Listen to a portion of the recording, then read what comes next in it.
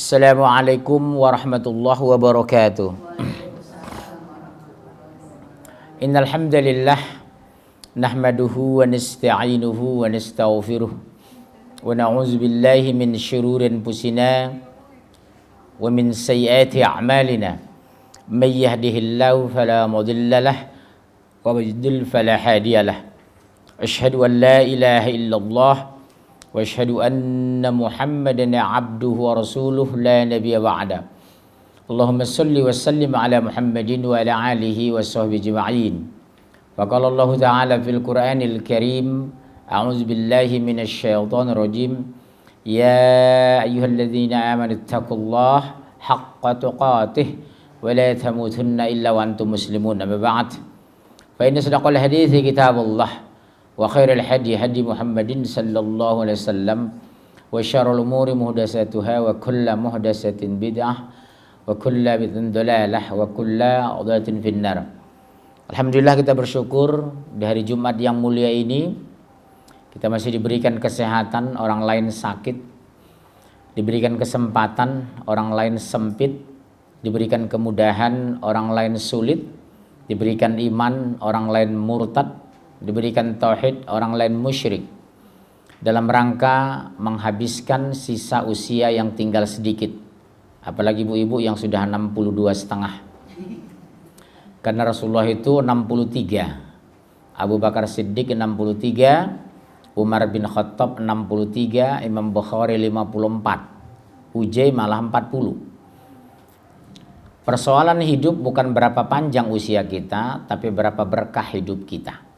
Jadi kita tidak dianjurkan minta panjang umur, yang dianjurkan minta keberkahan. Makanya dalam Islam tidak ada acara ulang-ulang tahun, betul? Itu dari orang-orang kufar. Islam tidak mengajarkan ulang tahun kelahiran, ulang tahun organisasi, ulang tahun partai, ulang tahun kematian. Belum pernah saya temukan hadis Rasulullah dengan Abu Bakar mengadakan ulang tahun di Madinah. Belum ada kan hadisnya? Atau Utsman bin Affan ulang tahun dengan Abu Bakar Siddiq di Mekah, nggak ada. Itu kebiasaan. Yang konyolnya lagi, Bu, disuruh pasang lilin, pasang lilinnya. Habis dipasang, tiup lilinnya. Kalau untuk ditiup kenapa dipasang? Blow on kan? Subhanallah. Karena itu bukan dari Islam. Islam itu agama cerdas. Jadi ibu tidak perlu mengadakan seperti itu. Biar saja mengalir, tiap hari kita berkasih sayang, tidak ada Valentine's Day. Karena kita tiap hari berkasih sayang dengan anak, tiap hari berpelukan, tiap hari bersalaman, tiap hari saling bercerita dan bercanda. Jadikan mereka sahabat terbaik kita. Ibu-ibu sekalian, sekarang kondisi negara semakin tidak jelas.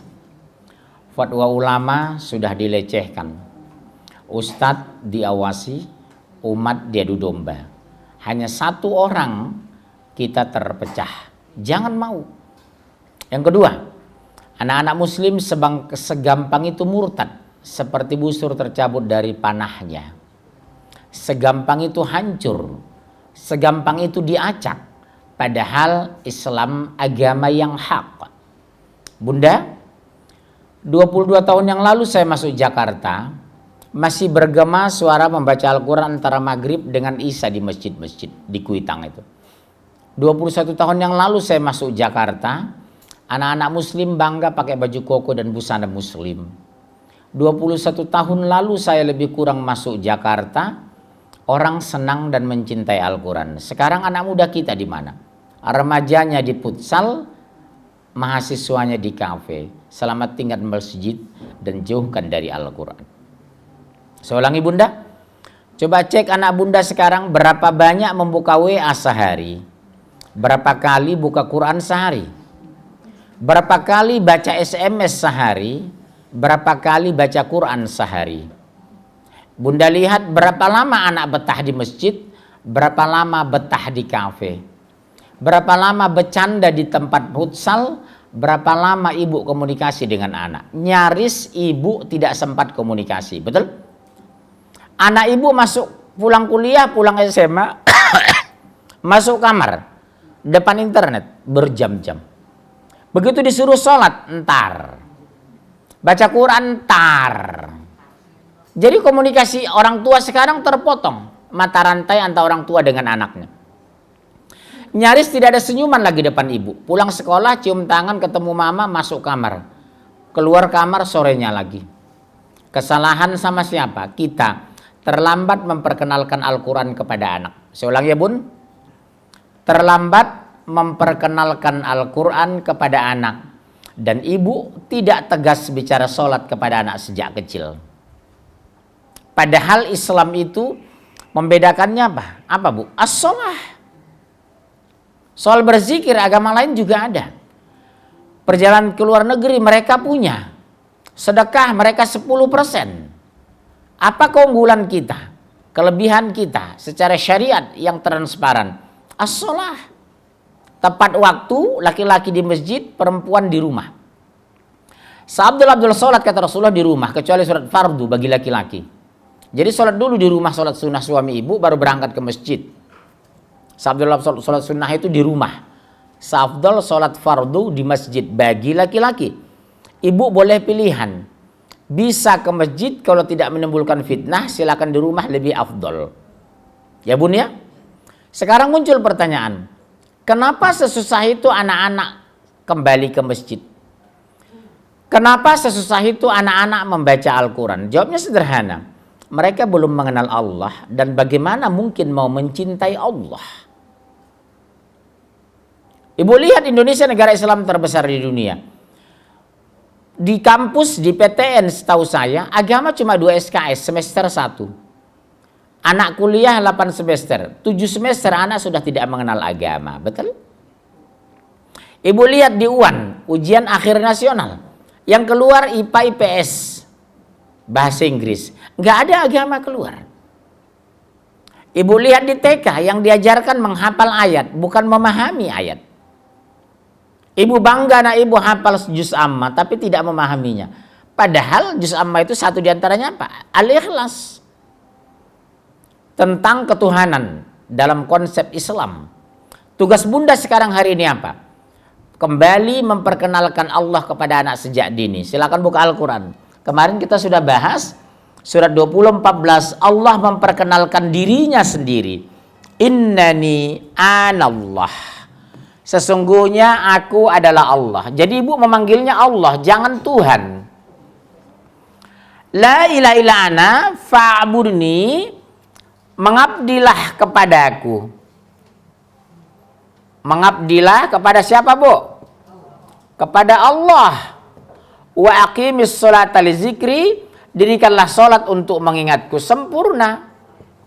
Tidak mempersekutukan Allah. Sekarang ibu lihat, buka surat 31 ayat 13. Langsung bu, kencang. Mic-nya nggak ada ya? Kasih tolong mic satu lagi. Ibu baca, usahakan buka Quran lebih cepat dari menghitung uang. Siapa yang mau baca? Surat 31 ayat 13. Ya, kita lihat bunda. Bagaimana mendoktrin akidah kepada anak. Ya. Dan ingatlah ketika Luqman berkata kepada anaknya. Siapa Luqman itu bu? Dia bukan nabi, dia bukan rasul. Dia seorang laki-laki soleh.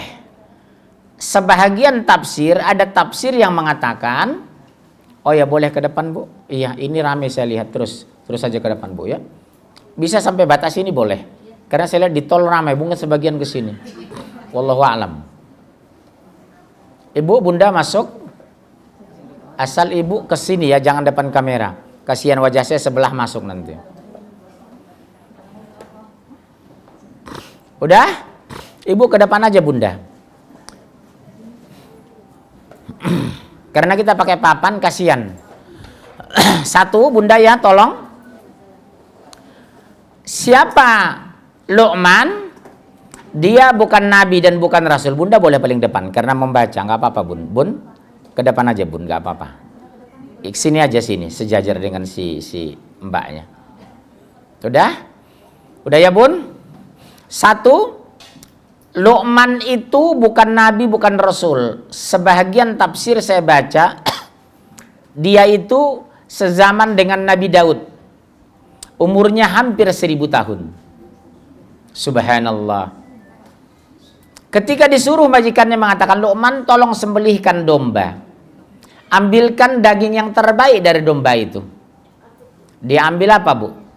hati dengan lidah. Kemudian berikutnya tuannya nyuruh lagi, Luqman, tolong sembelihkan domba ini, ambilkan daging yang terburuk dari tubuhnya. Dia bilang, dia ambil hati dengan lidah. Tuannya bingung, kumaha? Kok kemarin kusuruh mengambil daging terbaik dari domba, kamu ambil hati dan lidah.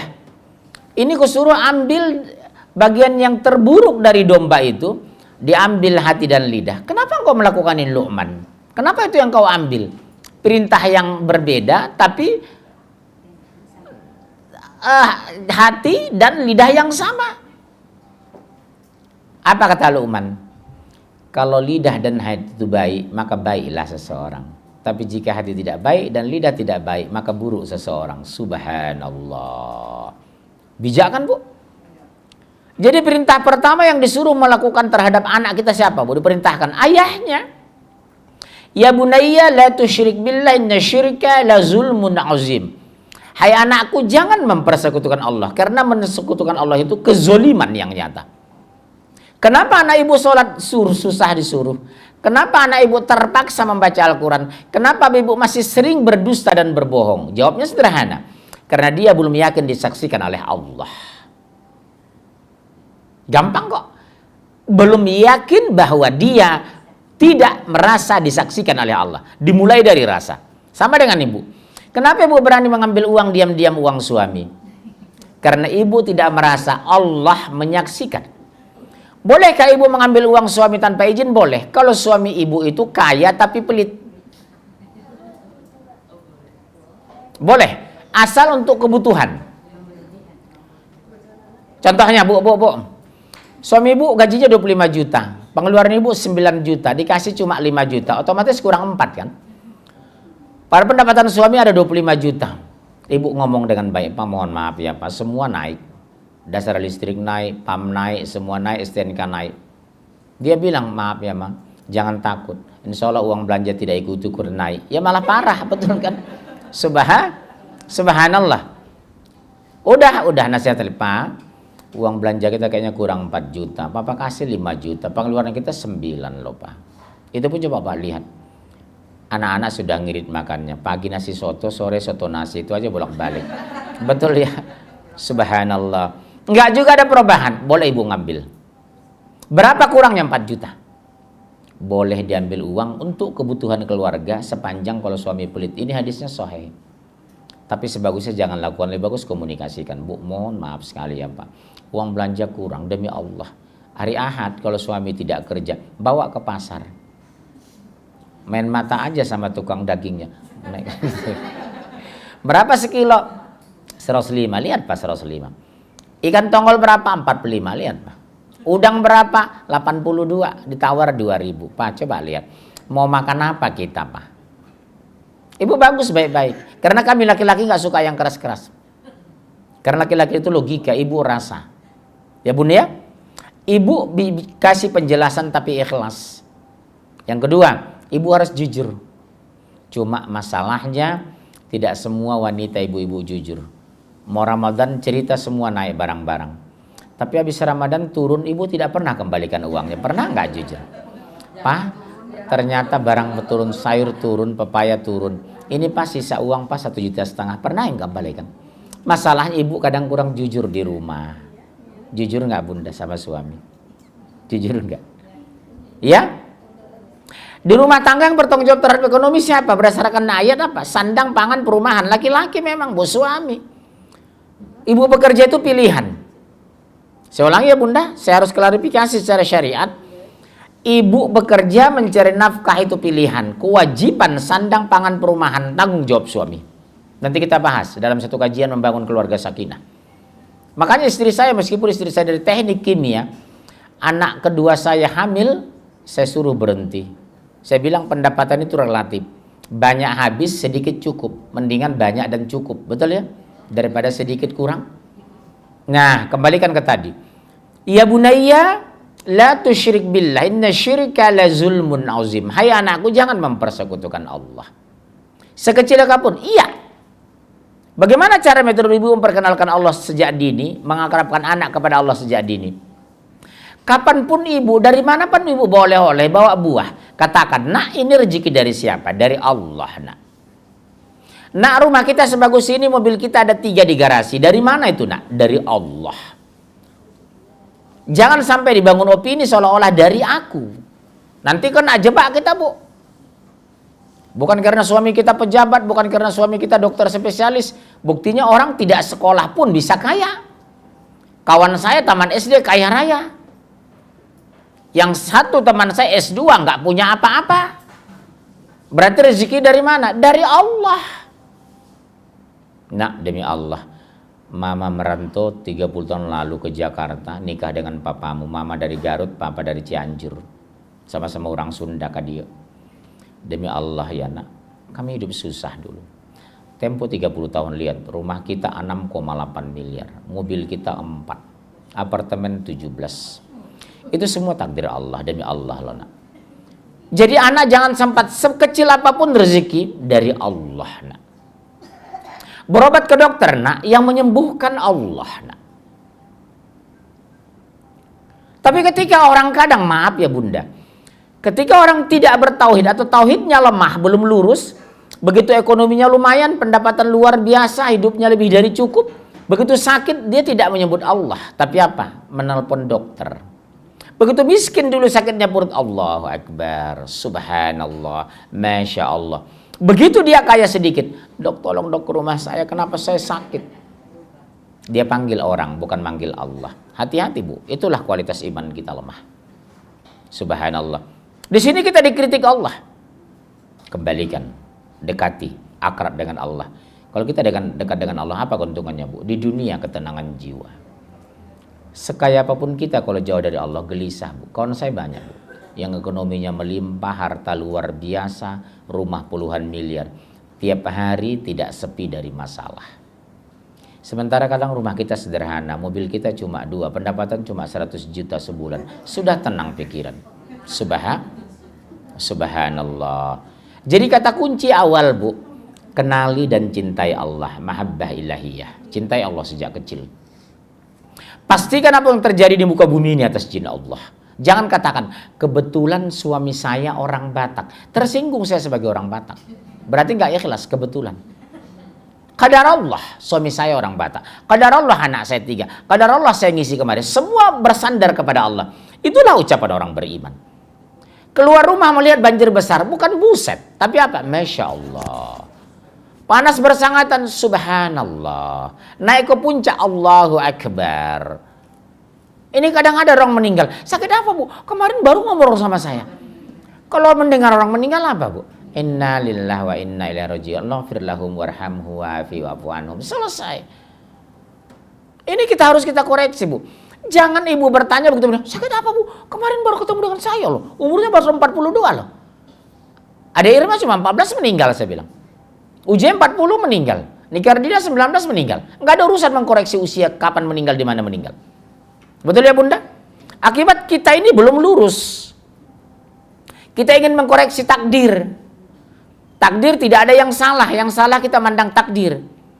Musibah tidak ada yang keliru kita memandang musibah. Yang kita benahi apa? Persepsi memandang musibah, bukan merubah musibah. Ada orang yang suaminya meninggal, habis meninggal begitu, bu mohon maaf kata dokter, suami ibu tidak tertolong, sudah meninggal. Oh iya dok, iya. Dia tidak mengeluarkan air mata. Yang dia keluarkan satu kalimat, Inna lillahi wa inna ilaihi raji'un. Rabb, limpahkan kesabaran kepada hamba menerima musibah ini. Kalau ibu ikhlas, berikan kepadaku pengganti yang lebih baik. Betul, itu yang disampaikan Rasulullah. Beri kepadaku pengganti yang lebih baik ya Allah. Subhanallah. Tapi bagi orang tidak beriman, meraung-raung. Pak, kalau Bapak nggak meninggal harusnya kita ke Melbourne. Bulan depan rencana ke Houston. Tahun depan kita ke Amsterdam. Ternyata Bapak harus direndam di kuburan. Berpikir seperti ini harus kita revise, kita robah. Karena tauhid kita masih rusak. Bu, pemilik tunggal suami ibu siapa? Allah atau ibu? Kalau pemilik mengambilnya, ibu layak marah enggak? Bu, Suami itu pemilik tunggalnya siapa? Kalau pemiliknya mengambil, ibu marah enggak?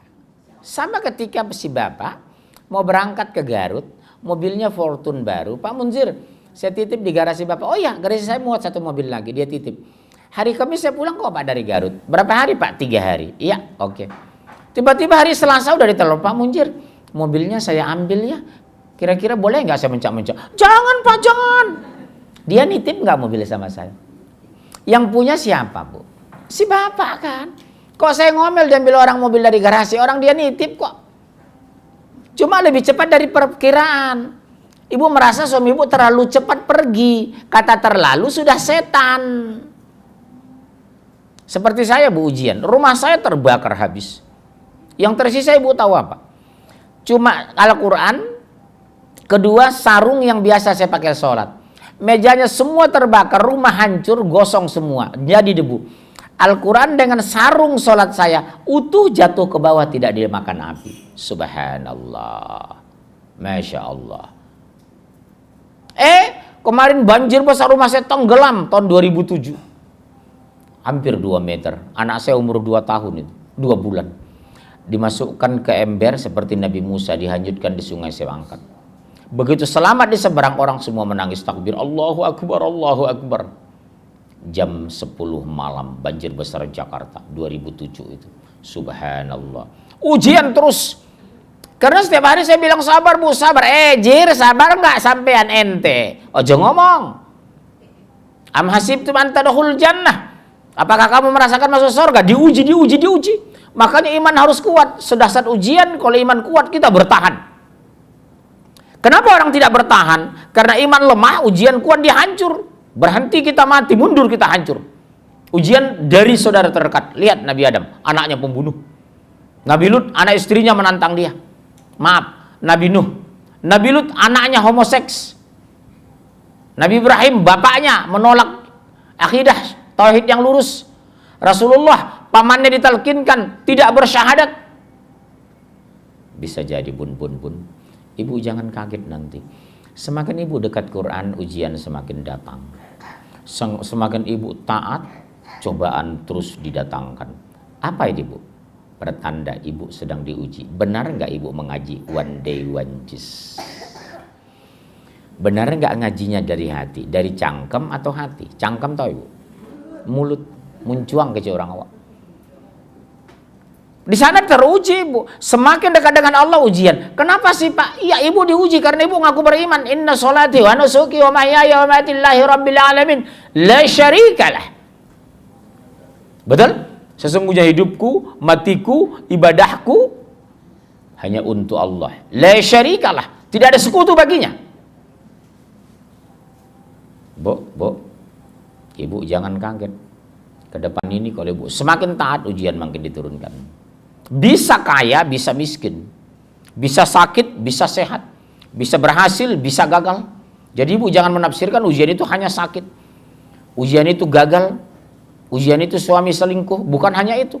Terus diuji suami ibu jadi pejabat. Itu ujian. Makin bersyukur enggak ibu?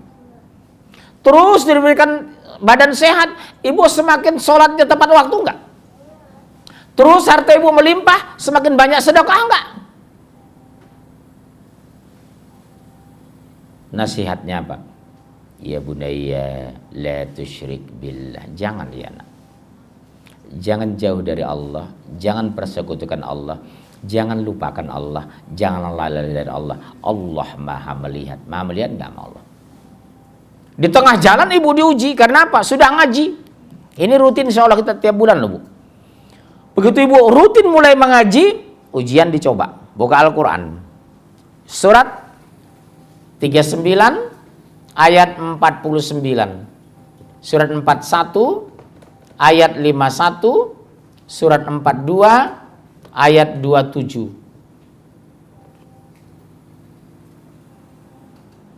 Lihat. Satu-satu diuji. Ya, silakan langsung.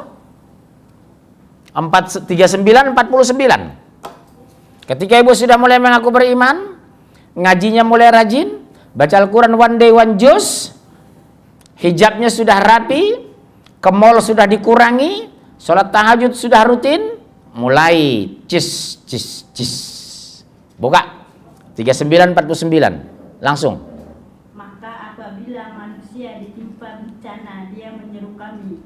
Kemudian apabila kami berikan nikmat kami kepadanya, dia berkata, sesungguhnya aku diberi nikmat ini hanyalah karena kepintaran. Oh, mulai sombong kan Bunda? Saya punya rumah bagus kan, suami saya dokter spesialis Bu. Subhanallah. Saya begini karena suami saya S2 dari Jerman loh. S1 ITB, S3 Tegal. Misalnya. Mulai sombong kan? Waktu dulu susah, tahajudnya luar biasa. Waktu kuliah, ujian semester, sholatnya tidak tinggal. Begitu dapat, habis. Bunda, banyak kejadian nggak? Banyak. Waktu kuliah doanya di kampus luar biasa waktu mid semester. Doanya khusyuknya Masya Allah. Tengah malam bangun malam. Belum habis itu Bu ayat. Belum habis. Terus Bu. 39 belum selesai. Terus? Sebenarnya itu adalah ujian. Dekatkan aja Bu, nggak kedengaran. Tetapi kebanyakan mereka tidak mengetahui. Oh. Ujian sebenarnya Bu. Sehat, sakit, kaya, miskin, berhasil, gagal, menang tender atau kalah. Tapi yang masuk ke kuping saya kalau ditelepon orang, Pak doakan saya, kenapa? Suami saya selingkuh. Pak doakan saya apa? Anak saya kena narkoba. Pak doakan saya rumah saya banjir. Pak doakan saya sakit kanker paru payudara. Udah di kemo 47 kali. Ibu selalu memaknai ujian itu, padahal dalam klarifikasi Al-Quran dan pandangan Islam, sehat juga ujian, kaya ujian, berhasil ujian, sukses ujian, cantik ujian. Bukan hanya jelek doang. Ibu merasa, oh hidung saya pesek, nggak apa-apa. Kalau beriman sorga. Daripada mancung tapi kafir. Mendingan mancung beriman, betul? Lebih parah lagi, sudah jelek belagu. Udah miskin sombong. Seperti yang sering saya angkat di Padang, Sumatera Barat. Di kos-kosan mahasiswa saya pergoki, ditulis di tembok Bu, biar miskin asal sombong. Iku yo bana baca kokes jambu kan? Biar miskin asal sombong. Apa dia bilang? Kok bisa begini? Saya bilang, iya Pak, nggak ada kelebihan kita, cuma sombong doang. Astagfirullah, subhanallah. Allah tidak berpaling kepada orang miskin yang sombong. Udah terlalu rusak itu Bu. Kalau orang kaya sombong masih masuk akal, meskipun kurang iman. Turun dari Fortune, harga 490 juta. Turun dari Pajero Sport 510, masuk akal. Ini turun dari Bajaj udah sombong. Subhanallah. Itu harus kita revisi pola pikir tadi. Ya, ayat kedua. 4151. Dan apabila kami berikan nikmat kepada manusia, dia berpaling dan menjauhkan diri dengan sombong. Bu, 3. Berpaling, menjauhkan diri, terakhir apa? Sombong. Hati-hati Bunda, mungkin ada yang kena kita hari ini dikritik Al-Quran. Berpaling, menjauhkan diri, dan sombong. Puncaknya manusia, di sombong. Sombong itu sifat Allah, Al-Mutakabbir, maha sombong. Kita nggak boleh sombong, karena nggak ada hak kita sombong. Punya harta, ibu pinjaman. Punya ruh diberikan. Kesehatan dari Allah. Apa yang disombongkan? Apa ibu meninggal gak pisahkan dari harta? Bunda kalau meninggal dipisahkan dari rumah? Bunda meninggal diinjak-injak sama suami dan anak dari atas kuburan? Diinjak-injak gak ibu dari atas? Diinjak. Ibu punya harga diri karena hidup. Kalau meninggal gak ada harga diri ibu. Diinjak sama suami dan anak dari atas. Rasain lo kata. Gak punya harga diri ketika bangkai. Coba ibu renungi bahasa saya. Mau dari sisi mana kita sombong? Punya rumah pinjaman nggak? Punya mobil amanah nggak? Punya ruh dari Allah nggak? Kesehatan diberikan nggak?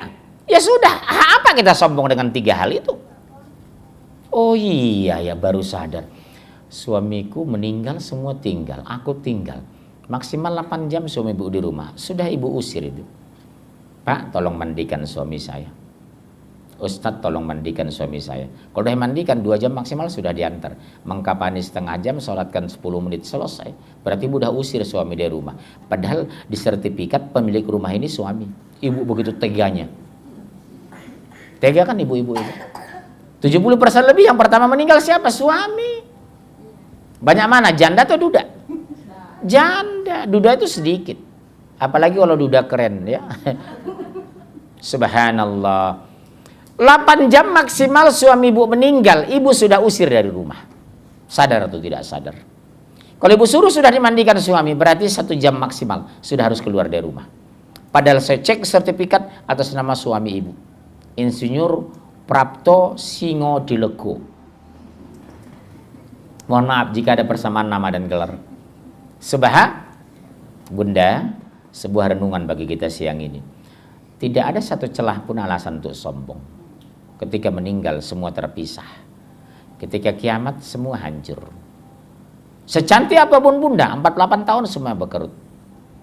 Sekaya apapun kita, makan kita dari 40 mulai dikurangi. Makan nasi takut gula. Ya, makan daging takut kolesterol. Makan kacang takut asam urat. Makan buah takut dompet banyak keluar. Jadi ketakutan demi ketakutan. Kalau orang beriman itu bu, nggak pernah takut. Separah apapun makan aja semua. Saya kena gula semua saya makan, tapi dikurangi. Makan nasi 3 sendok, makan buah sekian. Lihat wajah saya masih fresh. Pada gula saya di atas 600. Darah saya kadang 180. Asam urat saya 7,8. Tapi masih fresh. Usia saya di atas setengah abad padahal. Masih fresh ya kayak Aliando, betul? Subhanallah. Kata kunci hanya satu, jangan pernah mengeluh. Takdir tidak ada yang salah memandang takdir. Musibah tidak ada yang keliru memandang musibah. Ibu catat ini. Ibu catat, kenapa cenderung manusia stres? Ada 2 penyebabnya. 1, suka membanding nikmat bukan mensyukuri nikmat. Bukan subhanallah. Saya ulangi bunda. Tolong catat ini renungan buat suami, buat anak di rumah. Pemacu stres 1, suka membanding nikmat bukan mensyukuri nikmat. Udah?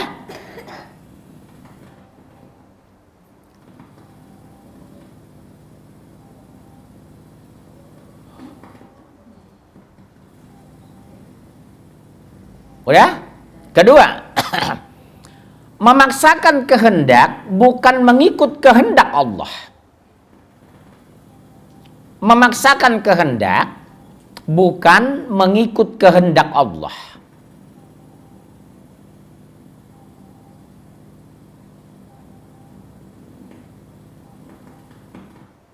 Coba ibu renungi 2 kesimpulan saya tuh. Betul kan bu? Kalau ibu ridho, qanaah, nerima hari ini apa yang terbaik dari Allah, ibu tidak akan pernah iri, tidak pernah marah, tidak pernah stres melihat tetangga lebih bagus dari kita. Tidak akan pernah. Karena hari ini yang terbaik. Belum tentu aku sekaya orang di Pondok Indah bisa setenang mereka. Ibu tahu di Pondok Indah sana kan rumah 40, 60, 80 juta, 80 miliar. Handle pintu mereka dari emas. Kamar mandi mereka ratusan juta, mobil mereka 13, bayar listrik mereka sebulan 25 juta. Ibu berapa sebulan? Ada 25 juta bayar listrik. Untuk apa kita membanding? Bunda, ketika kita coba-coba membanding nikmat bukan mensyukuri nikmat, iblisnya masuk. Bu, apa bahasa setan, Bu, Bunda? Nenek moyangnya manusia siapa namanya bu? Nenek moyang manusia siapa?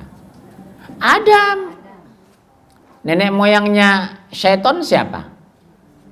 Iblis. Nenek moyangnya jin? Jun. Iya itu hadis.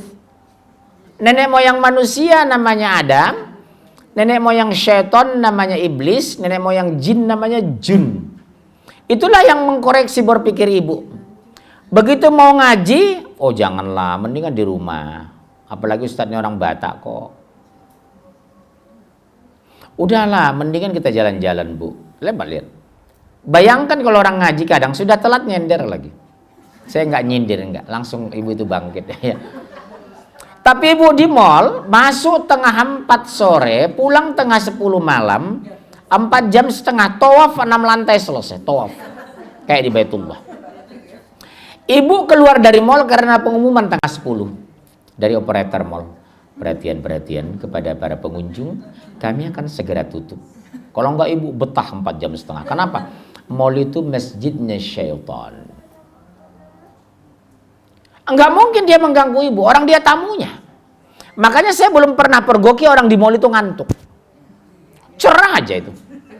Tapi kalau orang ngaji ngantuk, bola balik lihat jam, itu iya. Gulisah aja bawaannya. Masuk akal, Bu. Kenapa?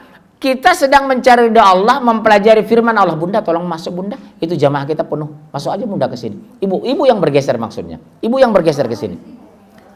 Waktu sebentar lagi loh habis ini. Bunda, saya ulang ya Bunda. Ketika Bunda di mall, di pasar, hampir saya pastikan saya tidak temukan Bunda itu ngantuk. Kenapa? Karena mall pasar itu masjidnya syaitan. Tidak mungkin setan mengganggu ibu. Karena ibu tamunya. Sesama setan tidak mungkin mengganggu. Ibu jadi setan di sana. Coba ibu kalau masuk mall, kesetanan belanja itu. Benar Bu. Ciri khas wanita apa yang mau bikin koleksi? Tas 62 biji. Sepatu 48. Hijab 117. Kalau kami laki-laki paling jam tangan dengan sepatu. Betul. Itu pun orang lain kalau saya nggak tertarik itu. Sepatu saya alhamdulillah cuma 2, dikasih hadiah anak saya 1. Itu pun jarang dipakai. Kan ceramahnya nggak pakai sepatu. Sebab ketika ibu sudah tidak tertarik kepada dunia, peluang ibu mendekati Allah semakin enak sebenarnya. Bunda jujur ya Bun, jangan ada dusta. Siapa yang belum bisa baca Quran minimal 1 juz per hari istiqomah, angkat tangan. Yang belum bisa istiqomah 1 juz per hari, angkat tangan. Sebelum dihisab di padang mahsyar. 1, 2, 3, siapa lagi? 4, 5, 6, 7. Oh kayak dolar naik terus ini. Habis subuh 1 lembar. Habis zuhur 1, asar 2, maghrib 3, isya 3, pas 10 lembar selesai. Nggak usah habis ibu sekali duduk 1 juz, mungkin melelahkan. Karena teorinya baca Quran biasanya ngantuk. Setan masuk lihat menguap. Wah. Makanya kalau menguap jangan begini Bu, itu menguap nasional, pakai ini belakang. Jadi waktu sholat itu kata Rasulullah harus dipaksa ditutup gini. Nggak bisa Bu, tolong serius, baru tutup gini. Masuk ke larian darah. Sedang sholat ibu, kalau ngantuk atau hilang lupa bacaan, a'udzubillah, meludah ke kiri dengan isyarat. Lambang permusuhan kita dengan setan. Ibu kalau benci sama orang kan gitu sama. Jadi sama setan juga kebencian kita sudah sama setan. Waktu sholat itu kan gitu. Bismillahirrahmanirrahim. Alhamdulillahirabbil alamin. Tiba-tiba datang pengaruh. Ibu a'udzubillah. Berarti setan sudah mengganggu. Itu hadis sahih. Ya. Kalau ke kiri, kalau bersin. Jadi tutup ini Bu. Nutup, tapi bukan begini, ini nasional, tapi ini syariat. Jadi kalau nggak bisa lah kata Rasulullah, ketika kita menguap tahan, udah nggak bisa tutup, karena nanti masuk ke arah mulut, masuk ke aliran darah. Makanya cenderung orang makin tua makin banyak di kafe, bukan banyak di masjid. Karena apa? Otaknya sudah dipengaruhi setan. Iblis itu kos-kosan di kepalanya, buka kos-kosan. Orang kos-kosan bayar, ini kos-kosan gratis lagi. Bunda, dari mana ciri-cirinya Bunda temui?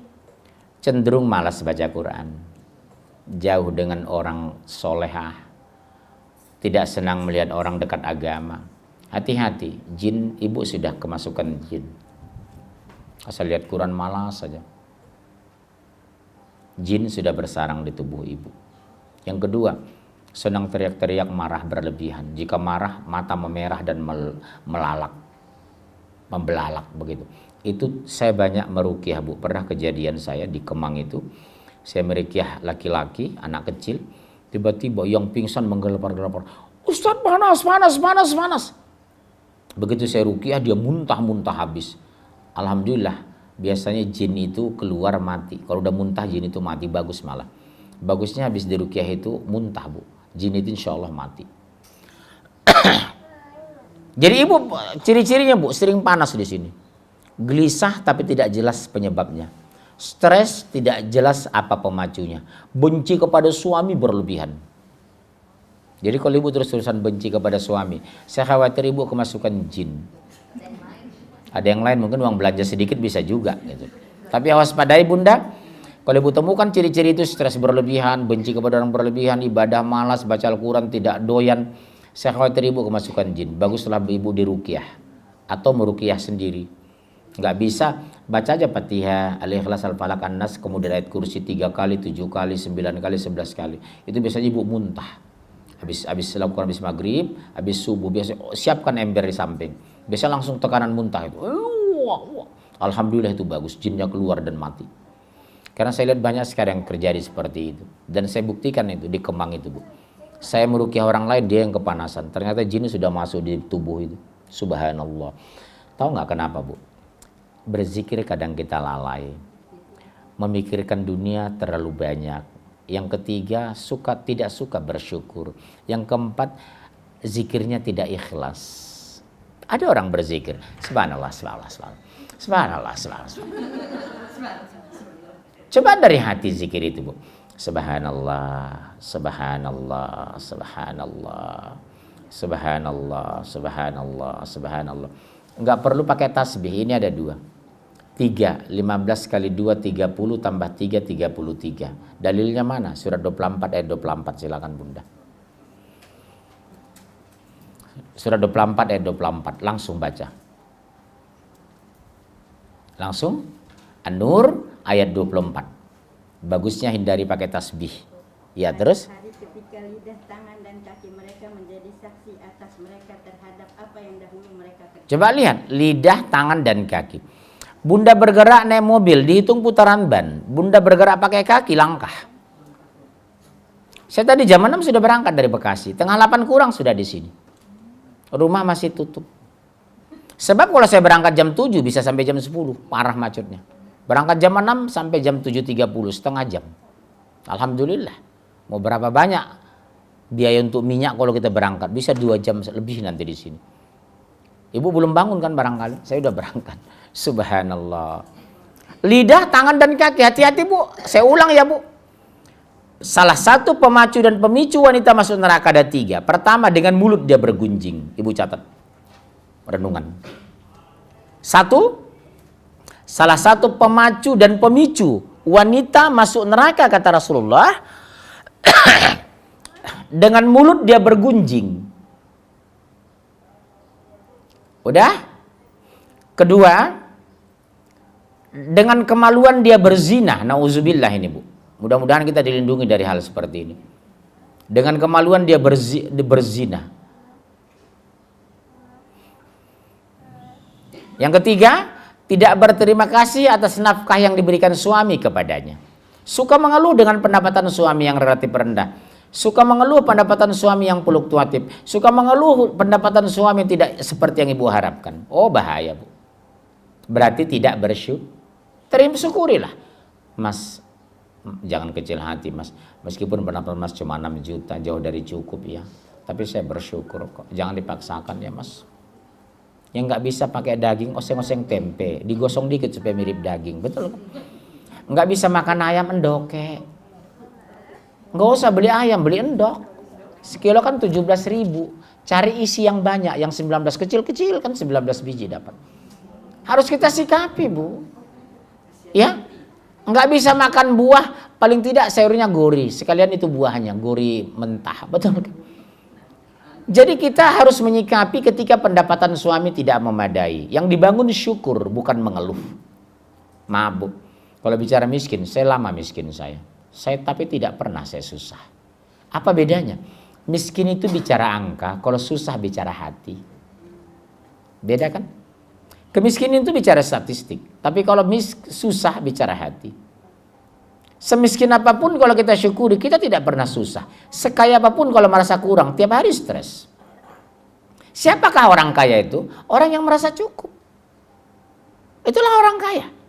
Berapapun diberikan Allah, dia merasa cukup. Udah, hidup kita tenang. Nggak ada makan, puasa Senin Kamis. Nggak juga bisa ketutup, puasa Nabi Daud. Ya Allah, pagi ini nggak ada bisa aku makan. Aku puasa Nabi Daud, ya Allah. Besok aku berbuka, puasa berbuka. Dan mudah-mudahan saya merasakan itu, Bu. 7 tahun pertama masuk Jakarta, Bu. Harus puasa Abu Daud. Karena apa? Kemiskinan. Makan saya di Istiqlal itulah sekaligus sahur saya, buka puasa di Istiqlal itu. Tapi dalam hati saya nggak mungkin Allah biarkan saya. Allah Maha Kaya kok. Membangun keyakinan itu butuh waktu ternyata, Bu. Membangun ikhlas itu butuh waktu, Bu. Ternyata untuk membangun sabar itu butuh ujian, Bu.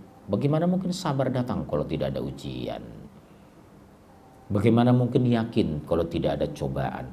Harus ada coba agar ada yakin. Harus ada ujian agar muncul sabar. Subhanallah. Saya rasakan itu, Bu. Mungkin Ibu tidak merasakan masa-masa sulit seperti itu. Saya rasakan 7 tahun pertama masuk Jakarta. Berat badan saya sekarang 78. Bayangkan sampai menurun sampai 54. Kecil kan, gizi buruk. Kurang gizi buruk. Bahasa yang saya doktrin ke otak saya, Bu, tahu. Tidak mungkin Allah biarkan aku seperti ini. Ibu, Bu. Tidak mungkin Allah biarkan aku seperti ini. Engkau Maha Kaya ya Allah. Meskipun ucapan itu keluar air mata, Bu. Dihina, dilecehkan sama kawan, sama saudara, sama tetangga. Karena hidup gak ada perubahan. Di bawah garis kemiskinan. Kalau orang di garisnya, kalau saya di bawahnya. Di bawah garis. Dahsyat gak, Bu? Istri saya alhamdulillah dapat orang sabar. Saya doktrin. Sabar ya. Sampai nikah 2 tahun. Tidak ada TV, tidak ada kulkas, tidak ada radio, tidak ada TV. Tidak apa ada rumah saya. Sampai anak saya lahir, Bu. Saya bawa anak saya ke rumah kawan adik saya. Lihat TV itu. Ayah itu apa? Di rumah saya nggak ada TV, nggak ada TV. Bawa ke Kalimantan ada sofa di rumah adik. Ya ini apa sih? Kata anak saya. Itu namanya sofa, nak, tempat duduk. Karena di rumah saya tidak ada seperti itu. Kadang air mata keluar juga. Sabar betul.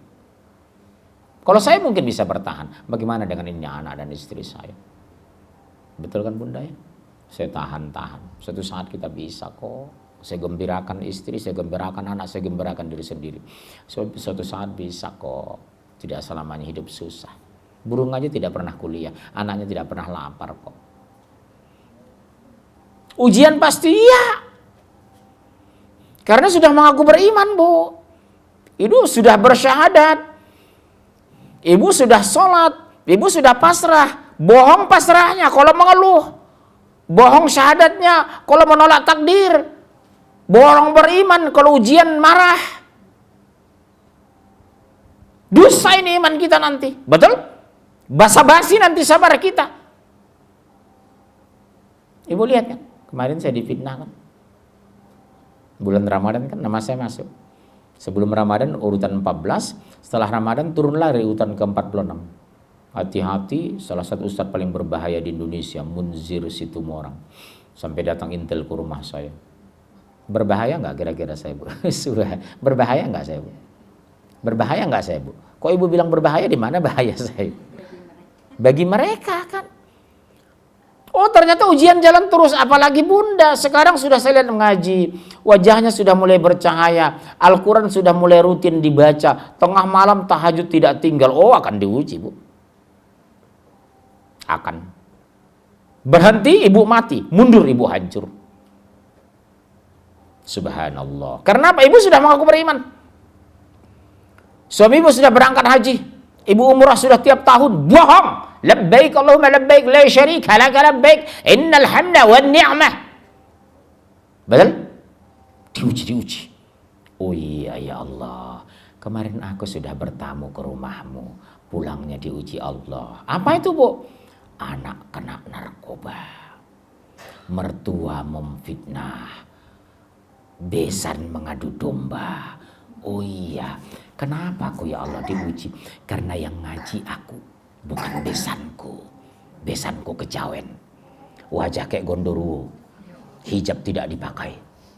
Iya Bunda,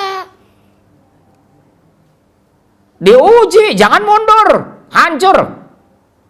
Insya Allah Bunda ini calon-calon sorga. Calon sorga harus diuji. Siap? Insya Allah siap. Harus siap. Menangis silakan. Rasulullah juga anaknya meninggal menangis. Ibu tahu. Anak terakhirnya siapa, Bu? Siapa tahu anak terakhir Rasulullah dari istrinya yang mantan Kristen, Maria Al-Qibti, dari Raja Mesir Egypt. Siapa namanya? Ibrahim. Baru berapa lama lahir, berapa bulan. Allah takdirkan meninggal. Dia sendiri yang bawa jenazah ke pemakaman. Waktu memasukkan ke liang lahat bunda, apa kata Rasulullah? Ya Allah, kami sangat mencintai anak kami. Tapi kami yakin ada pemelihara lebih baik dari kami. Dan kami tidak akan mengeluarkan perkataan yang membuat engkau murka. Itulah ucapan Rasulullah yang ibu garis bawahi. Ada garis bawahi ya bu? Kami sedih tinggalkan Ibrahim katanya. Tapi aku tidak akan mengeluarkan kata-kata membuat Allah murka. Subhanallah. Garis bawahi bahasa itu. Ujian terus menerus. Saya banjir kena, difitnah kemarin, rumah kebakaran, dijauhi sama orang terdekat. Cuma saya pikir, oh iya ya, saya selalu bicara sabar ya Allah. Sekarang kau uji aku. Sabarkan, luluskan hamba ya Allah.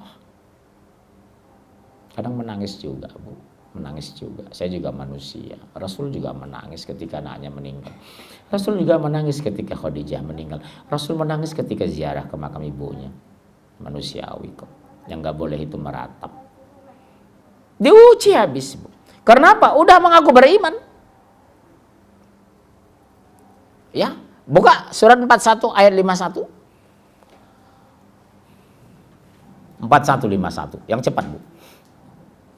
Apabila kami berikan nikmat kepada manusia, dia berpaling dan menjauhkan diri dengan sombong. Iya, ketika nikmat diberikan bu, ketika miskin dia ke masjid, ketika kanker payudara sholat tahajud, anak kena narkoba dia sholat duha, suaminya stroke rajin tahajud, ketika diturunkan ujian, betul? Banyak nggak seperti itu bunda?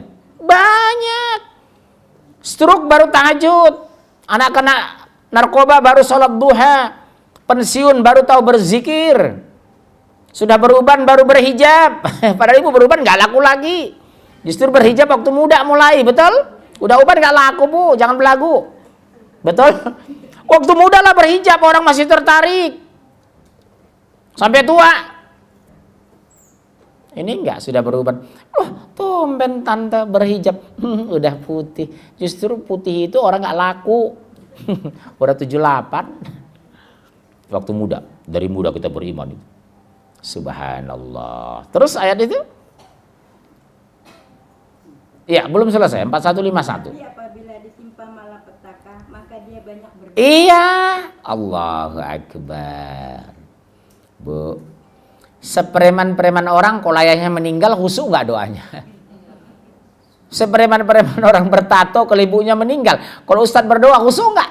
Nggak mungkin. Amin, amin, amin, nggak gitu. Pasti amin ya Allah.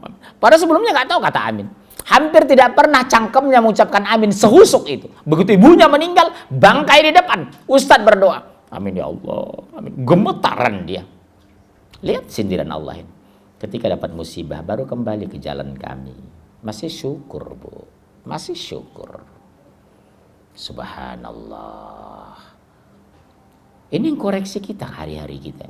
Sudahkah kita semakin kaya semakin bersyukur?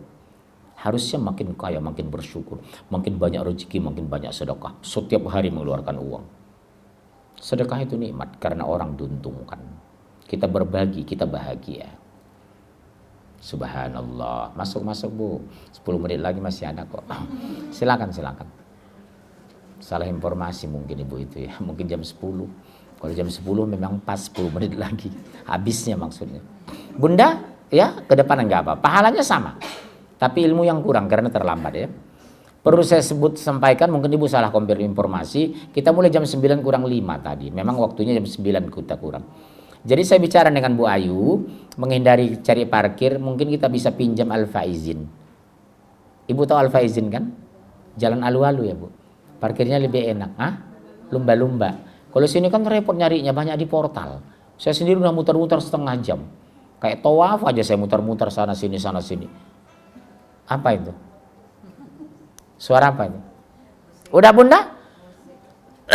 Udah?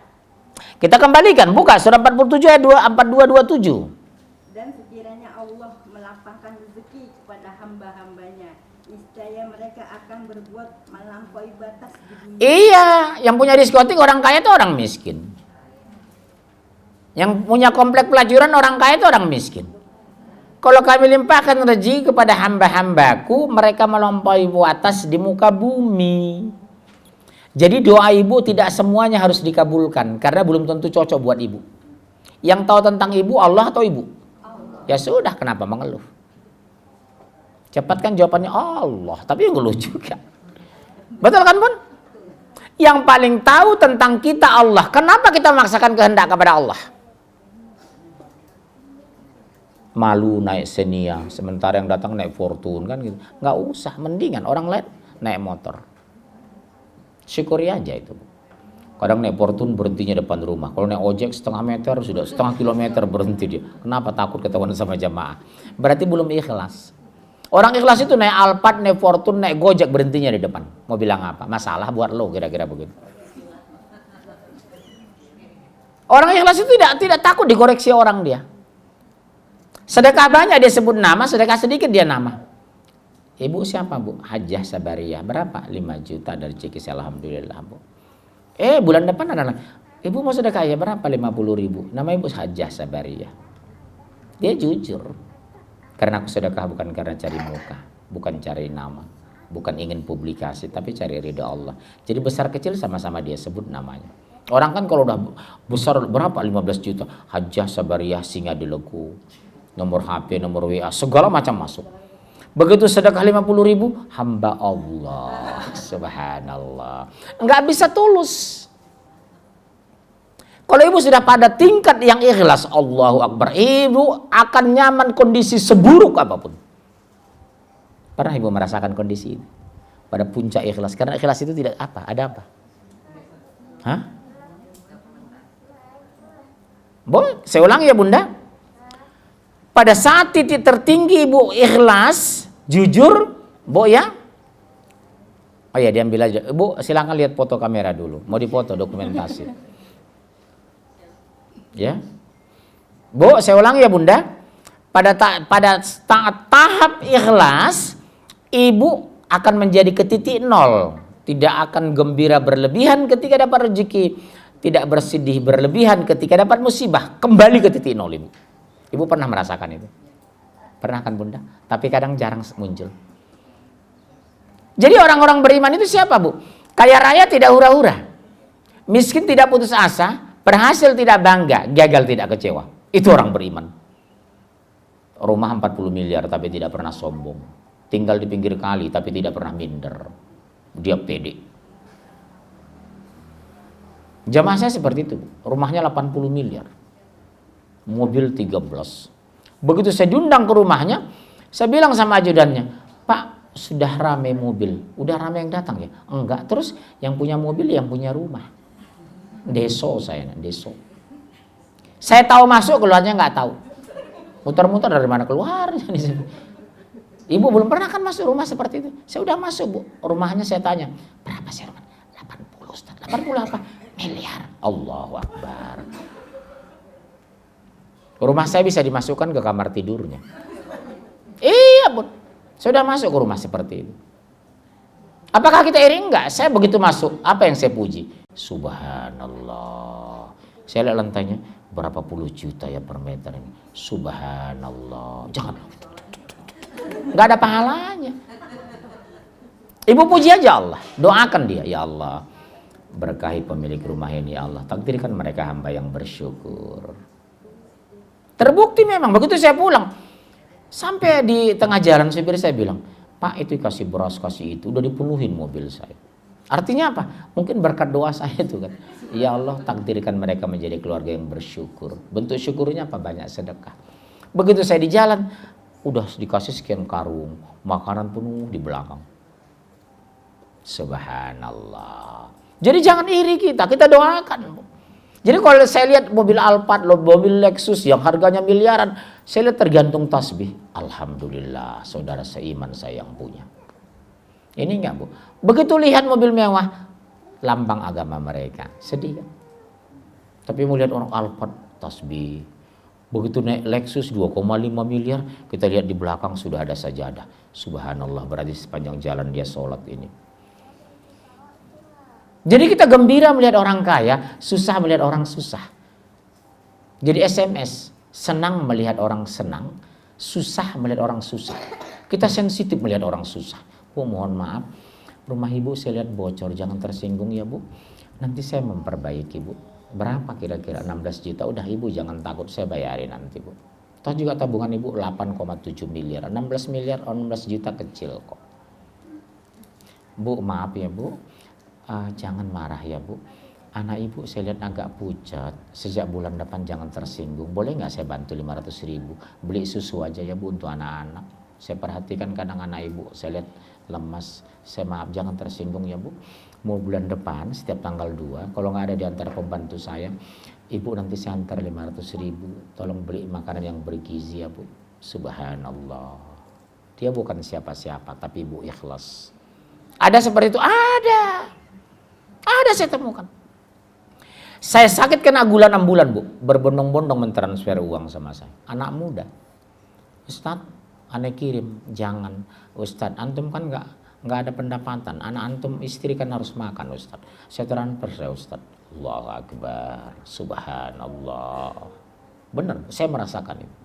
Betapa sayangnya Allah sebenarnya sama kita. Kita yang kadang kurang bersyukur. Rezeki kita lebih dari cukup loh bunda hari ini. Yang kurang itu kita kurang bersyukur. Kenapa hidup kita gelisah? Syukur kita kurang. Kita selalu meminta nikmat, bukan mensyukuri nikmat. Yang membuat kita istimewa hari ini, bukan berapa banyak nikmat yang kita minta, berapa banyak nikmat yang kita syukuri. Sepakat? Makanya sering saya bilang sama bunda ya, sebelum maghrib biasakan melihat kulkas, tolong dikuras, apa yang bisa diberikan hari ini berikan. Yang paling bagus sedekah sebenarnya bukan menjelang maghrib, subuh. Di saat orang belum sedekah, kita sudah sedekah. Di saat orang belum perhatian, kita sudah perhatian. Suatu ketika bu, pada subuh di masjid Rasulullah berkumpul dengan sahabat. Masih ada waktu ya? Kata Rasulullah, wahai sahabatku, siapa di antara hari ini kalian sudah melihat orang sakit? Apa kata Umar? Bagaimana mungkin melihat orang sakit ya Rasulullah? Habis sholat subuh aja kita masih di sini. Apa kata Abu Bakar? Ya Rasulullah, sahabat kita Abdurrahman bin Auf sakit. Tadi sebelum ke masjid, aku menyempatkan melihatnya. Subhanallah. Keluar lagi pertanyaan Rasulullah. Sahabatku, siapa yang hari ini kamu sudah sedekah? Umar lagi nyelutuk. Bagaimana mungkin kami sedekah ya Rasulullah? Kami pulang dari masjid aja belum habis sholat subuh. Apa kata Abu Bakar? Ya Rasulullah, aku tadi bersama anak aku Abdullah. Dia membawa roti di tangannya.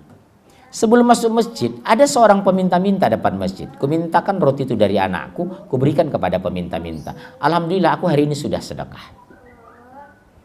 Pertanyaan ketiga, siapa yang hari ini kamu berpuasa? Tentu puasa sunnah.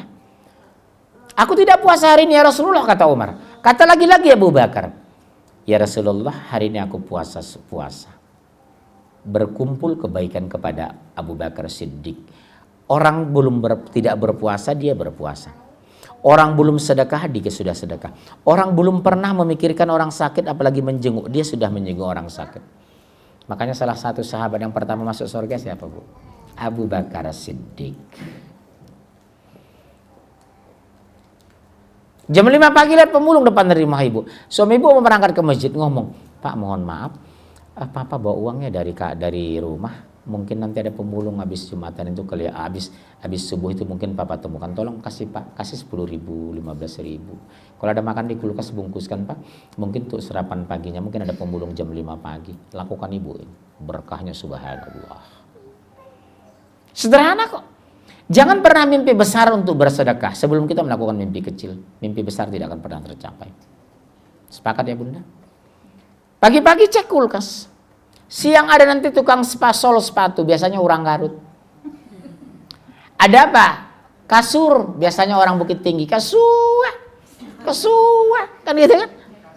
Sol sepatu, kadang kita stop. Mah dari mana? Abdi mah dari Garut. Saya baru tahun. Mari dia sol sepatu 30 tahun. Saya pikir kenapa nggak mencalonkan jadi wali kota 30 tahun di Bekasi, di Jakarta, betul? Ibu ambil makanan 4-5 potong, ada kick lebih tadi malam, ambil aqua gelas 2. Belum sarapan. Iya tuh bu. Udah berapa kilo jalan kaki 2 kilo. Biasanya sehari bisa 6 kilo. Tiap hari nggak dapat uang? Enggak, Bu. Ibu kasih 3 potong kue, bisa bertahan sampai jam 1 siang.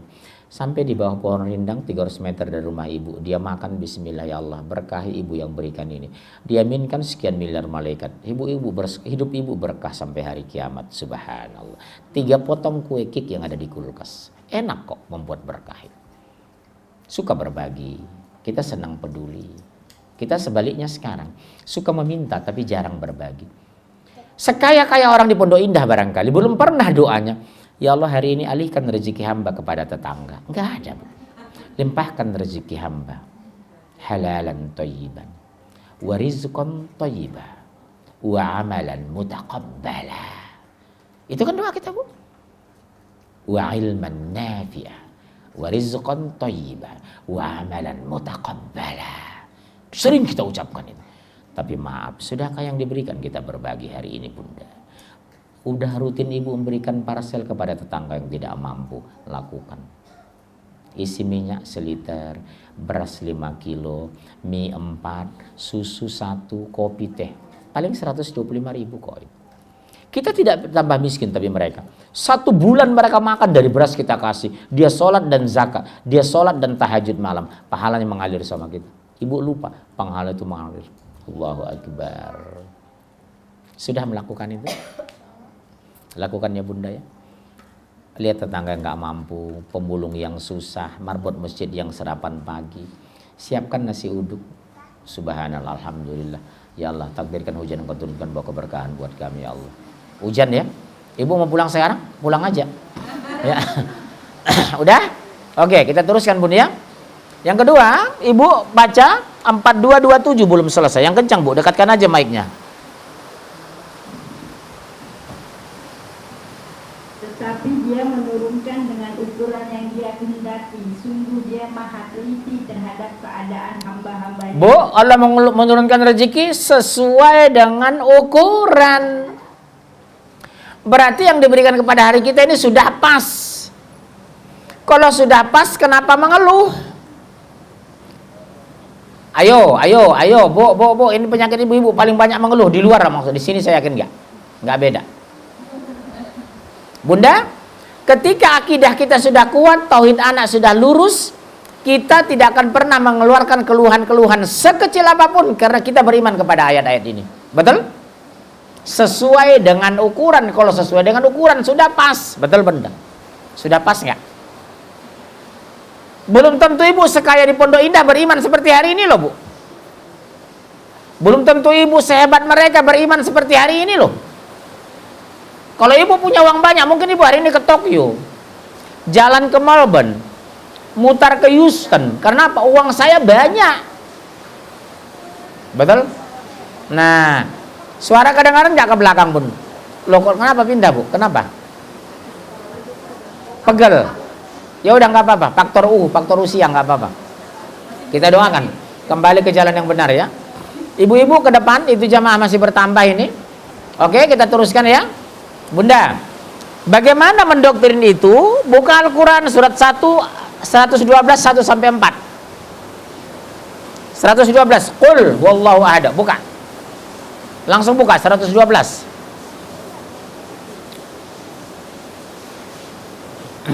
Terus udah? Ya langsung Bu. Terjemahan. Pakai mic Bu. Kencang, dekatkan Bu. Katakanlah Muhammad, dialah Allah yang Maha Esa. Bu, kenapa justru anak muslim berhijab sekolah agama sampai SMA tapi bisa murtad? Ayat ini dihafal tapi belum diimani dan tidak dipahami. Kalau sudah dia mengimani, Qul huwallahu ahad, Allah itu esa, bukan yang lain. Innad dina indallahil Islam. Di luar Islam neraka. Yakin itu Bu? Sepakat itu Bu? Pastikan itu Bu? Ini di Rawamangun Bu. Anaknya sarjana. Begitu dia suaminya sakit. Nak bangun ya nak, jaga anakmu, papamu lagi kena stroke. Iya Ma. Jaga ya nak, iya Ma. Tapi kamu sholat dulu nak, subuh sudah masuk lama. Iya mah. Enggak juga subuh. Apa katanya? Nak kamu subuh nak, sholat subuh nak. Maaf ya mah, saya sudah Kristen. Ternyata udah sekian bulan. Mohon maaf ya, Ma, habis lebaran saya mau pindah agama. Enak ngomongannya sudah. Malam Jumat kemarin, Bu, saya mengislamkan 2 orang, penginjil lagi. Persis seminggu yang lalu, Kamis malam Jumat. Subhanallah. Oh, umat Islam kenapa dia pindah agama? Padahal sekolah agama, doktrin ini tidak dilakukan, maaf, gurunya secara tegas, objektif, dan terus menerus. Ini kan al-ikhlas, bicara tauhid kan. Qul huwallahu ahad. Tolong ibu sampaikan sama anak di rumah nanti. Nah, Allah yang kita sembah itu, yang kita muliakan, yang kita agungkan, yang kita patuhi, Allah. Di luar ini bukan Tuhan, nak. Hati-hati cucu ibu sekarang. Di Jakarta Selatan sudah berani ngomong begini. Ma, umur saya kan 15-16 tahun. Iya, nak, kenapa? Umur 17 tahun boleh dong, Ma, saya memilih agama, tidak mesti harus Islam ikut Mama. Kalau Mama memaksa saya harus Islam ikut Mama, Mama itu rasis loh, Ma. Udah muncul, Bu, dari cangkem anak-anak muslim. Dari mulut anak muslim ngomong. Boleh dong, mau 17 tahun saya milih agama. Yang lebih berbahaya mereka katakan, agama itu kan relatif, Ma, benarnya. Semua agama baik kok, Ma. Habis anak ibu digarap sama mereka. Agama itu semua baik kan, Ma. Pastikan dulu, innad dina indallahil Islam. Sesungguhnya agama dari Allah hanya Islam. Di luar ini kafir, nak, neraka kau, nak. Kalau kita orang Sumatera, kalau ada murtad, Bu, kalau nggak dibunuh, diusir. Yang repot, maaf, jangan tersinggung, di Jawa Tengah. Satu rumah 4 agama. Ada Kristen, ada Katolik, ada Islam, ada Hindu. Ya, Bu, ya? Tidak semua, memang tidak. Tapi cenderung di Jawa Tengah, agama biasa saja.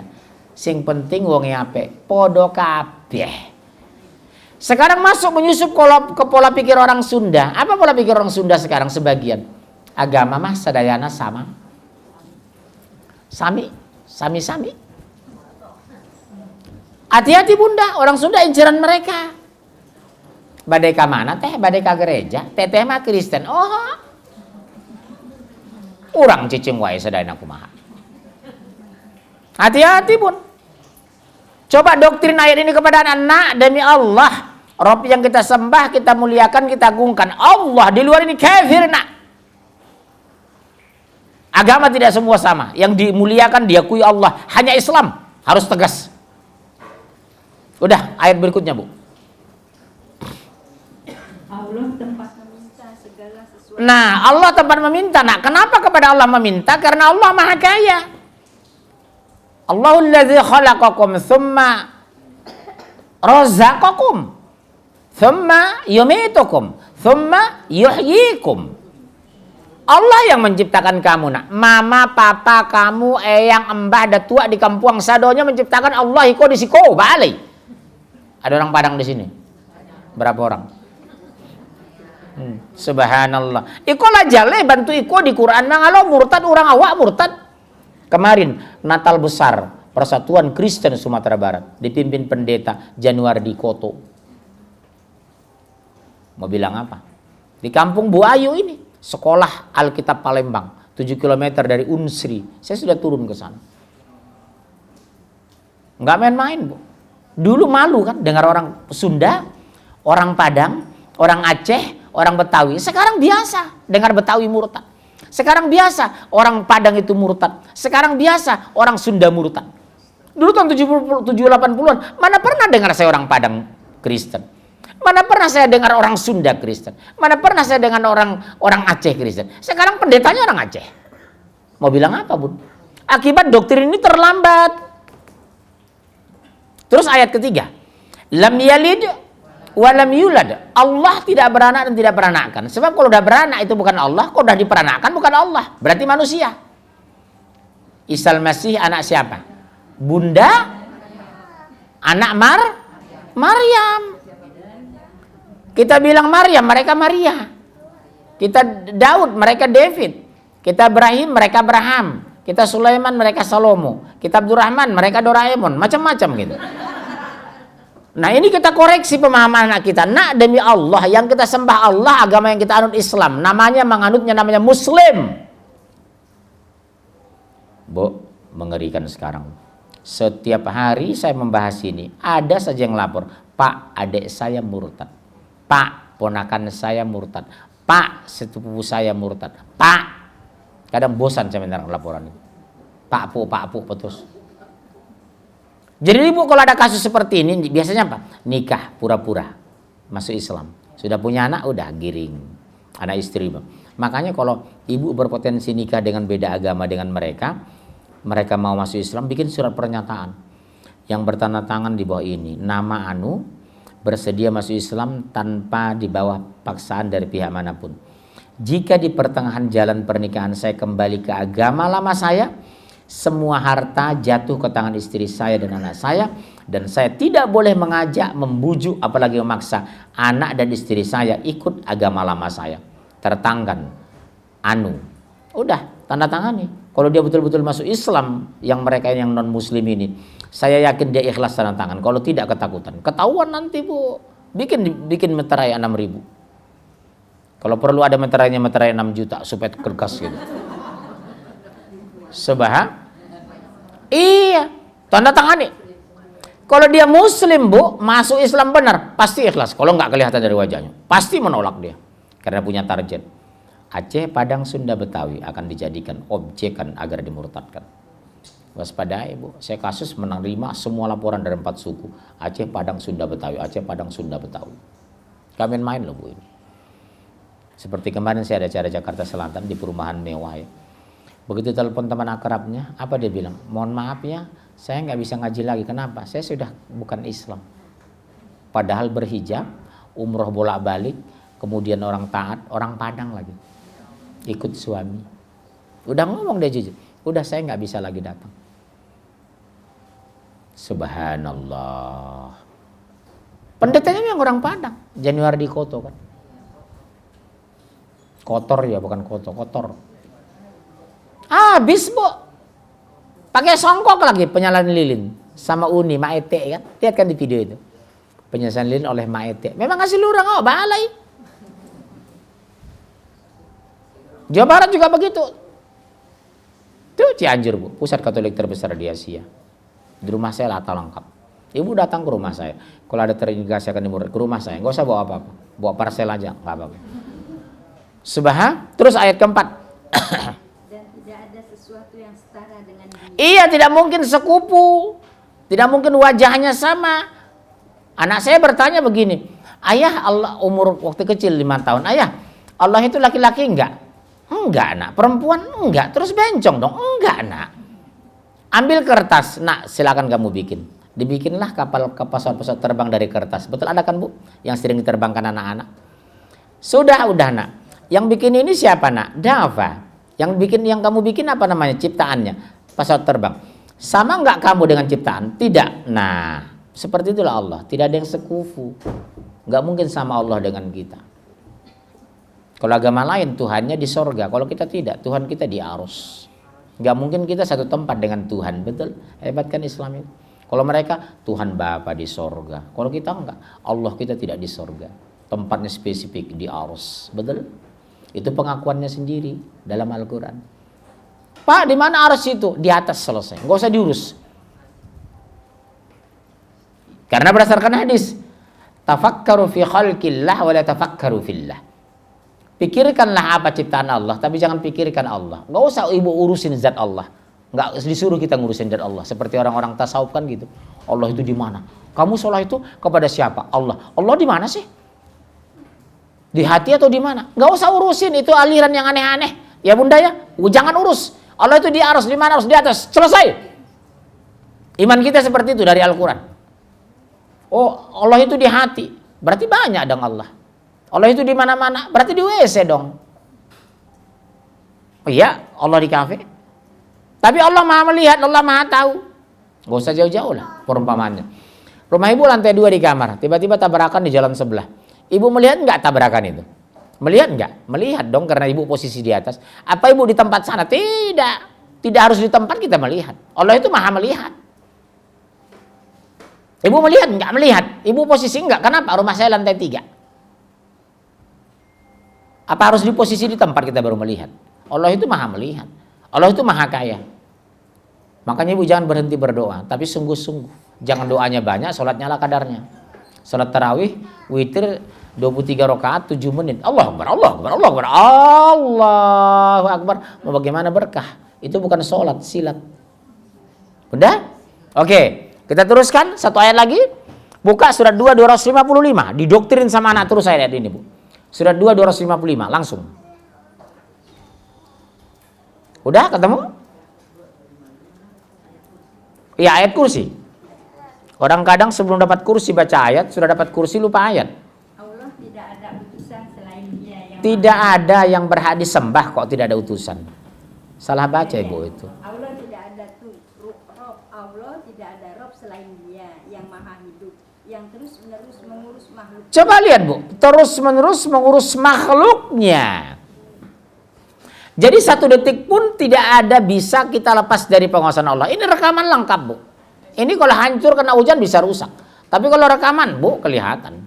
Ibu serius main-main lihat WA ketahuan. Karena ada saya lihat di Jakarta Selatan. Mulai pertama sampai awal, bukan dengar ceramah saya, buka WA terus dia. Cengengesan kayak bebek gitu. Kalau kayak bebek mulai main, kayak monyet. Ustadz di depan menjelaskan Quran. Sepanjang 1,5 jam, cengengesan buka WA. Malas saya negur, biar aja neraka mati aja kok saya pikir. Karena bolak-balik saya tegas kok pengajian. Capek juga saya Bu. Terserah mau neraka aja. Iya betul Bu. 2 minggu yang lalu. Dari awal saya liatin gini. Ada yang konyolnya lagi. Ustadznya ceramah depan. Selfie mereka. Ada lagi ngaca-ngaca. Di depan Ustadz. Saya tegur. Ibu ngapain saya bilang. Ibu gak malu yang ngaca-ngaca depan Ustadz. Terjadi Bu di Jakarta. Di luar negeri nggak saya temukan seperti itu.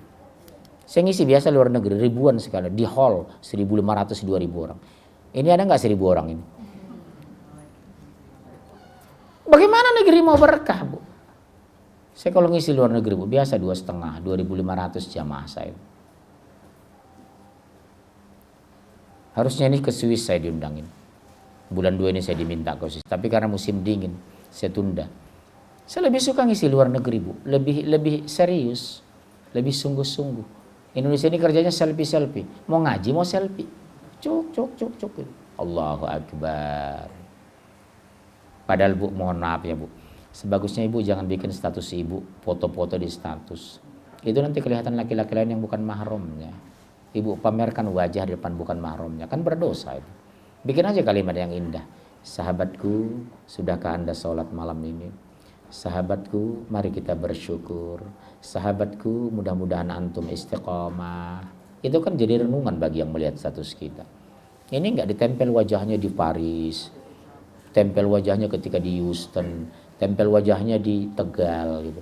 Lagi beli telur asin. Subhanallah. Terus ayat itu? Tidak mengantuk dan tidak tidur. Iya, Bu. La ta'khudhuhu sinatun wa la naum. Tidak mengantuk, tidak tidur.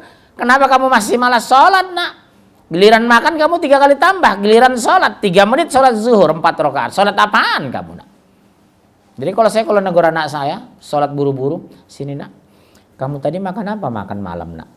Makan udang ayah. Enak enggak enak? Udang itu dari mana? Dari Allah. Kamu sholat berapa menit tadi Isya, Nak? Pantas enggak, Nak? Ayah lihat tadi kamu makan udang itu luar biasa nikmatnya. Ayah lihat kok kamu tadi makan udang itu. Enak loh Nak. Mahal loh Nak itu. Itu dari mana rezeki? Dari Allah loh Nak. Kok giliran sholat kamu hanya berapa menit ayah lihat? Tolong ya Nak, syukuri nikmat itu. Tidak semua hari ini orang bisa makan udang malam ini loh Nak. Bisa makan aja udah syukur. Betul ya Bunda ya? Ngomong hati-hati dengan anak itu. Ketika kamu tadi makan udang, makan pisang barangan, makan jus ini, kamu tinggal pesan di rumah ini kayak restoran. Giliran sholat kamu ala kadarnya, Nak. Pantas nggak kamu seperti itu sama Allah? Nak? Nggak usah diomelin, diomongin aja. Kalau saya pergoki anak saya nonton televisi habis sholat subuh itu, sini Nak sini, udah baca Quran Nak belum? Setahu ayah neraka itu masih panas loh Nak. Masuk kamar Nak, minimal 2 lembar. Cuma masuk. Tongkrongin, uduk tongkrongin. Jangan-jangan wudhunya ala kadarnya. Begitu ibu pergi dia sok. Allah Akbar. Itu bukan sholat. Ibu nggak bisa main-main lagi sekarang. Anak-anak kita sudah di brainwash oleh orang jil. Ibu tahu jil kan? Jaringan iblis lokal yang kuliahnya di Amerika, di Boston University, di mana? Udah iblis di otak mereka. Mereka keluarkanlah pernyataan yang aneh-aneh. Inna sholata tanha 'anil fahsyi wal munkar wal baghi. Sesungguhnya salat mencegah dari perbuatan keji dan mungkar. Jadi kalau tidak salat, kalau tidak berbuatan mungkar, katanya nggak wajib salat lagi. Kan setan ini. Makanya saya bilang jil, jaringan iblis lokal. Iblis benaran yang diusir dari sorga itu. Belajar Islam dia ke Amerika, sama dia kan bikin gudeg ke Tapanuli. Terus ayat itu, Bu. Miliknya apa yang ada di langit dan apa. Coba lihat, nah, Allah Maha Kaya, dia miliknya apa yang langit dan bumi. Rabbis samawati wal ardh, Tuhannya langit dan bumi. Kenapa kamu lebih senang sama orang kaya, bukan dekat dengan yang Maha Kaya? Kenapa kamu masih S2 dari Jerman sudah sok tahu? Allah Maha tahu loh, nak. Kamu belum kaya sudah sok kaya, Allah Maha Kaya. Ibu hati-hati, ayat ini sampaikan, jangan sekadar menghafal ayat ini loh. Coba lihat, sempurnakan bicara-bicara tauhid di ayat ini. Miliknya lah nak seluruh langit dan bumi. Demi Allah, suatu saat Allah panggil kamu, Allah panggil ayah, tinggal semua rumah mobil kita. Mau jadi apa? Wa ummihi wa abih, dipisahkan dari ibu dan ayahmu. Wa sahib, dipisahkan dari teman akrab. Nol besar kamu, nak. Ibu jangan bangga loh.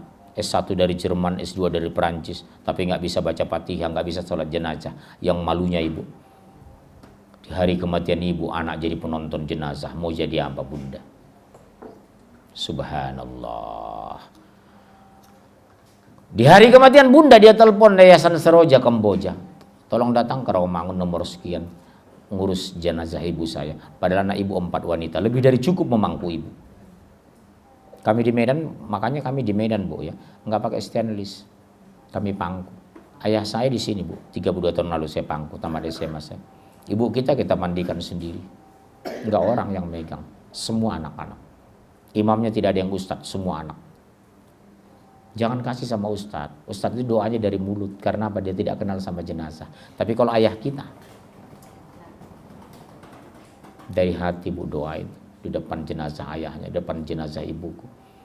Allahu Akbar, Allahu firlahu warhamhu wa'afi wa'fuan. Jadi sholat jenazah ibu, laki-laki perempuan sama-sama hu. Nanti kalau perempuan ha, nanti kalau bencong, Allahu firlahu ha, wa'abruhu ha, gitu dong. Jadi laki-laki perempuan sama, hu itu kata ganti. Ya Bunda ya?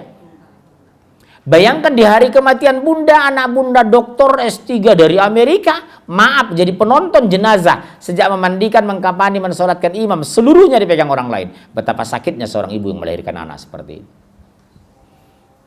Membuka pakaian Bunda ketika meninggal anak kandung.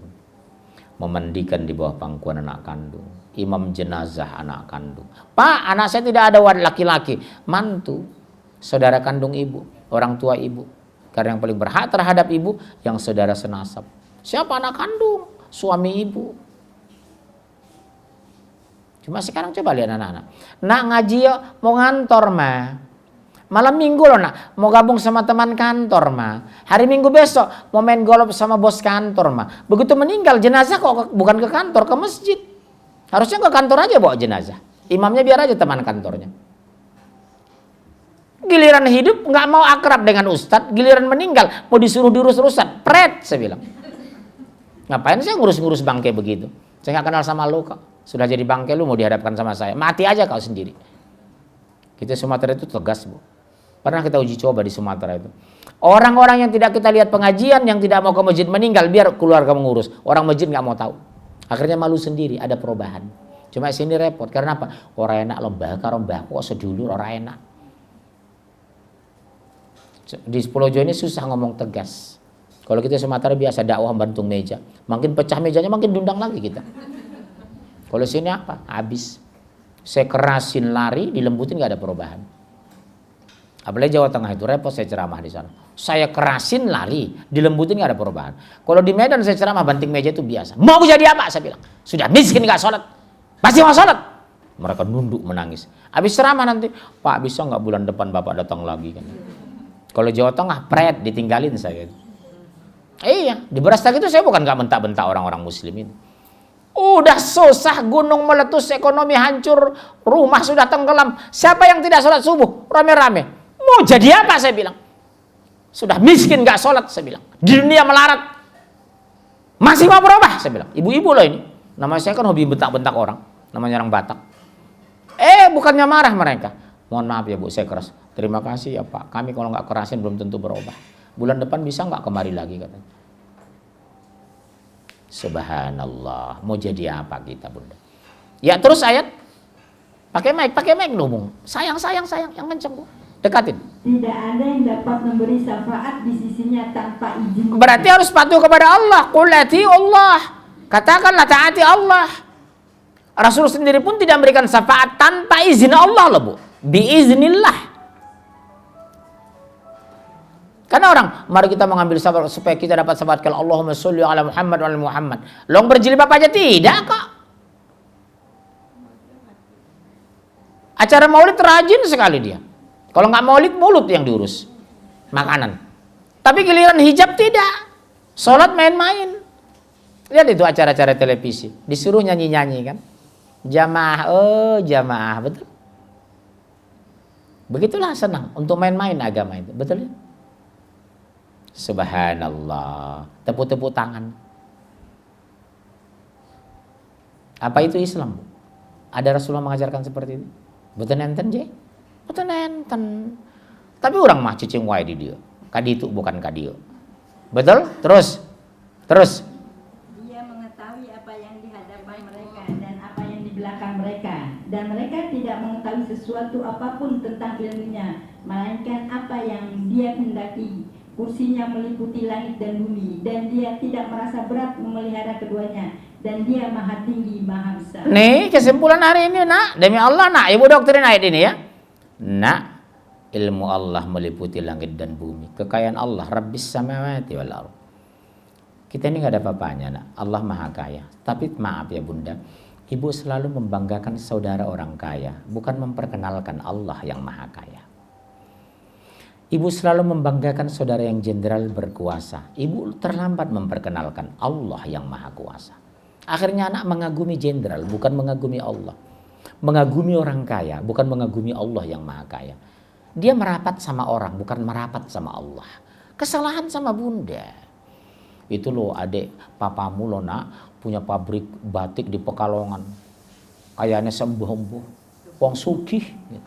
Tapi ibu terlambat memperkenalkan Allah maha kaya. Akhirnya dia tidak tertarik dekat Allah. Dia dekat pamannya karena pamannya punya pabrik batik di Purwokerto, di Solo. Ini kesalahan sama Bunda. Memperkenalkan makhluk, bukan memperkenalkan khalik. Mendekatkan anak kepada orang kaya, bukan mendekatkan anak kepada Allah yang maha kaya. Akhirnya Allah itu ditinggalkan. Dia merapat sama orang kaya. Karena Indonesia dibangun opini, orang mulia itu orang kaya, bukan orang bertakwa. Akhirnya rame-rame orang dengan segala cara agar kaya, bukan bagaimana bertakwa. Coba jujur lah ibu, jangan ada dusta di antara kita. Kalau ada orang guru ngaji melamar anak ibu, sholatnya bagus, hebat, baca Quran, dengan orang Pertamina, staf Pertamina gaji 20 juta, pilih mana ibu? Nah, pilih yang mana? Ayo. Kerja di mana nak? Pertamina. Udah. Belakangan datang naik motor orang guru ngaji. Bu, siapa kamu? Kok melamaran ibu? Maaf ya nak. Mantu saya calon Pertamina. Berapa? 25 juta. Pada sholat kagak. Begitu ibu tes langsung. Nak bisa baca Quran? Baca silakan. Kamu muslim? Iya. Baca Quran? Baca. Jadi imam? Iya. Tapi kalau bantu ibu tidak beriman bu, mohon maaf. Di dia mah sholat maghrib sabara rakaat. Ya tilu atau tilu kumaha. Mohon maaf ya bu, di sini Jumatan hari apa? Ya hari Jumat. Masya Allah. Itulah bu ya. Yang iman itu. Bunda, ibu tolong mengkoreksi calon mantu itu siapa sebenarnya? Jujur, ibu punya laki-laki perempuan? Sudah nikah? Dua-duanya? Ada yang belum nikah? Perempuan? Laki? Udahlah, perempuan aja deh. Ibu yang punya perempuan siapa? Berani jujur. Ibu perempuan punya anak? Bu? Udah nikah? Sekarang ibu ada guru ngaji orangnya taat, soleh, hafal Quran 30 juz, dia guru ngaji punya motor, yang satu naik Fortune 490 juta. Melamar anak ibu yang mana terima? Ayo. Ada saksi loh Allah. Tapi nggak sholat. Ayo, benar.